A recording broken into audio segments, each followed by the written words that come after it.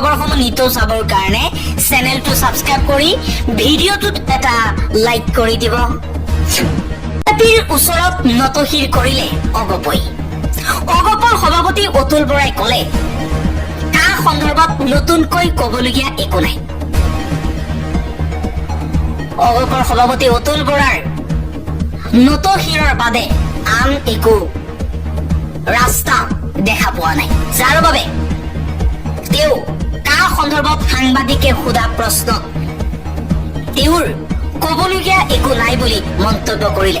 যি অগপই অসম চুক্তি কৰিছিল, অসম চুক্তিৰ লগত জড়িত হৈ আছিল, সেই অগপই বিজেপিৰ লগত চামিল হোৱাৰ পাছৰ পৰাই কথাৰ আৰু জাতীয়তাবাদৰ দৃষ্টিভংগী পৰিলক্ষিত হৈছে।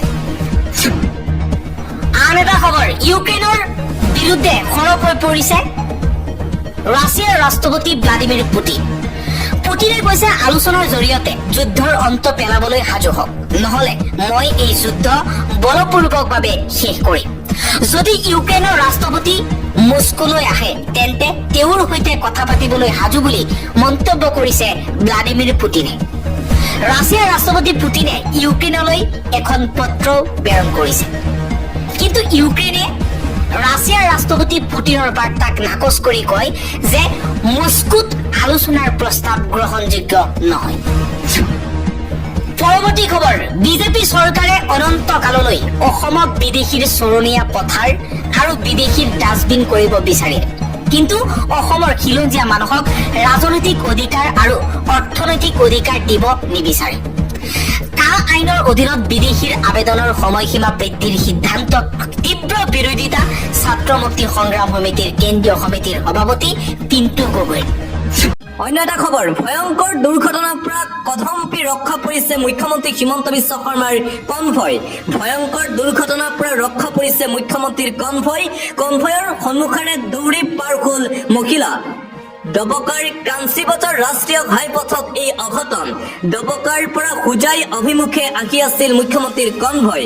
শিহৰণকাৰী দৃশ্য বন্দী হৈছে কেমেৰাত। ইতিমধ্যে ভাইৰেল হৈ পৰিছে সেই ভিডিঅ'। মুখ্যমন্ত্ৰী হিমন্ত বিশ্ব শৰ্মাৰ নিৰাপত্তাত পুনৰবাৰ সুৰঙা দেখিবলৈ পোৱা গৈছে। কনভয়ৰ সন্মুখতেই আহিল মহিলা। আন এটা গুৰুত্বপূৰ্ণ খবৰ, মাটি কিনা বেচাক লৈ পুনৰবাৰ SOP প্ৰকাশ কৰিছে মুখ্যমন্ত্ৰী হিমন্ত বিশ্ব শৰ্মাই। হিন্দু মুছলমানৰ মাটি ক্ৰয় বিক্ৰয়ক লৈ এটা ডাঙৰ খবৰ, এটা ব্ৰেকিং নিউজ এই মুহূৰ্তত আহি পৰিছে। হিন্দু মুছলমানৰ মাটি ক্ৰয় বিক্ৰয়ক লৈ SOP প্ৰকাশ কৰা হৈছে। কেবিনেটে ললে বৃহৎ সিদ্ধান্ত। ৰাজ্য চৰকাৰৰ এই বৃহৎ সিদ্ধান্ত। মন গলেই এতিয়াৰে পৰা হিন্দুৰ মাটি কিনিব নোৱাৰিব মুছলমান লোকে। মুছলমানক মাটি বিক্ৰী কৰাৰ পূৰ্বে জনাব লাগিব আয়ুক্তক। 4টা দিশ চালি জাৰি চাব আৰক্ষীয়ে, তাৰ পিছতহে বিক্ৰী কৰিব পাৰিব মাটি। সকলো দিশ চালি জাৰি চাইহে মাটি ক্ৰয় বিক্ৰয় কৰিব পাৰিব লোকে। প্ৰথমে ডিচিক জনাব লাগিব আবেদন। আয়ুক্তই ৰেভিনিউ বিভাগলৈ পঠাব সেই আবেদন। ৰেভিনিউ বিভাগে অসম আৰক্ষীলৈ প্ৰেৰণ কৰিব ভূমি নিৰীক্ষণৰ বাবে। মাটি কিনাৰ ধনৰ উৎস নিৰীক্ষণ কৰিব অসম আৰক্ষীয়ে। সামাজিক গাঁথনিৰ ওপৰতো নিৰীক্ষণ কৰিব আৰক্ষীয়ে। ৰাষ্ট্ৰীয় নিৰাপত্তাৰ দিশো পৰ্যবেক্ষণ কৰিব লাগিব আৰক্ষীয়ে। শেষত SBয়ে সকলো ৰিপৰ্ট দিব আয়ুক্তলৈ। আয়ুক্তৰ সিদ্ধান্ত অনুসৰিহে মাটি বিক্ৰী কৰিব মুছলমানক। বহিৰাজ্যৰ NGOৰ ক্ষেত্ৰতো প্ৰযোজ্য হ'ব এই নতুন নিয়ম। পৰৱৰ্তী খবৰ, স্মাৰ্ট মিটাৰত 1000 টকালৈকে বিল দিয়া নাই নেকি? কৰ্তন হ'ব বিদ্যুৎ সংযোগ। স্মাৰ্ট মিটাৰ থকা গ্ৰাহকসকলৰ বাবে এটা গুৰুত্বপূৰ্ণ খবৰ, এটা জৰুৰী খবৰ এই মুহূৰ্তত আহি পৰিছে। স্মাৰ্ট মিটাৰত 1000 টকালৈকে বিল দিয়া নাই নেকি আপুনি? তেন্তে স্বয়ংক্ৰিয়ভাৱে কৰ্তন হ'ব আপোনাৰ বিদ্যুৎ সংযোগ। যিসকল স্মাৰ্ট মিটাৰ গ্ৰাহকে 2 মাহ বা ততোধিক বিদ্যুতৰ বিল পৰিশোধ কৰা নাই, যিসকলৰ ন্যূনতম বকেয়া ৰাশি 1000 হৈছে, তেওঁলোকৰ বিজুলী সংযোগ কৰ্তন কৰা হ'ব। শীঘ্ৰে বিল পৰিশোধ কৰিবলৈ নিৰ্দেশ বিদ্যুৎ বিভাগৰ ফালৰ পৰা। অন্য এটা খবৰ, পুনৰ নিৰ্বাচনত অৱতীৰ্ণ হ'ব ভাইৰেল শুকুৰ আলী। ফকীৰগ্ৰামত নিৰ্বাচন খেলিব শুকুৰ আলীয়ে। পুনৰ নিৰ্বাচন খেলিব বহু চৰ্চিত শুকুৰ আলী। BTC নিৰ্বাচনত ফকীৰাগ্ৰাম সমষ্টিত মনোনয়ন দাখিল কৰিলে শুকুৰ আলীয়ে। এইবাৰ জয়ী হ'বই বুলি মন্তব্য কৰিছে শুকুৰ আলীয়ে। মনোনয়ন দাখিল কৰি হিন্দীতেই শুকুৰ আলীৰ এই মন্তব্য।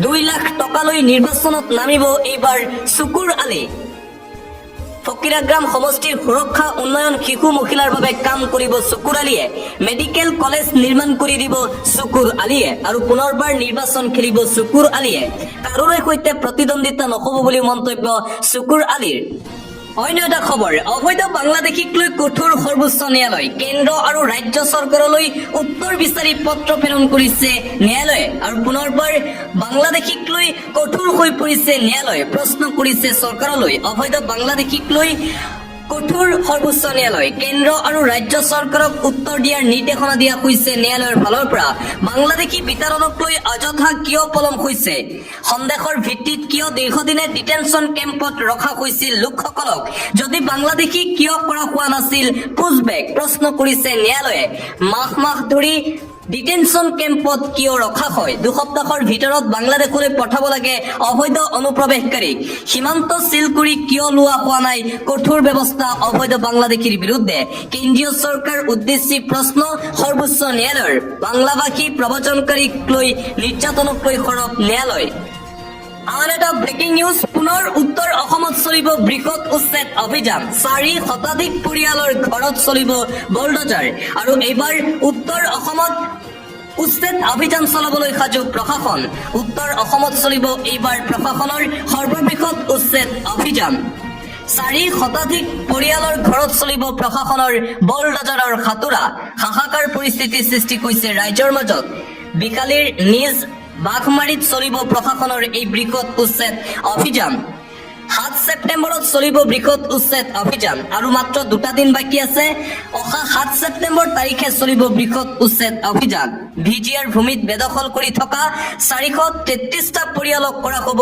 উচ্ছেদ 15 দিনৰ ভিতৰত বেদখলকাৰীসকলক বেদখলকৃত ভূমি এৰি যাবলৈ দিয়া হৈছিল নিৰ্দেশ প্ৰশাসনৰ ফালৰ পৰা উচ্ছেদৰ দিনা উচ্ছেদস্থলীৰ 100 মিটাৰ ব্যাসাৰ্ধৰ ভিতৰত বাহিৰা লোকৰ সমাগম আৰু যান বাহনৰ প্ৰৱেশ নিষিদ্ধ কৰিছে প্ৰশাসনে আৰু উত্তৰ অসমত চলিব প্ৰশাসনৰ এই অভিযান